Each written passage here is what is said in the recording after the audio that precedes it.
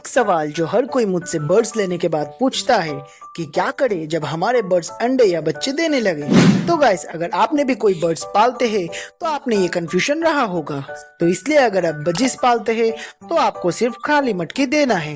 And अगर आप love birds, cocktail, जावा या फिंच पालते हैं तो इसमें आपको नेस्टिंग मटेरियल्स देना होगा।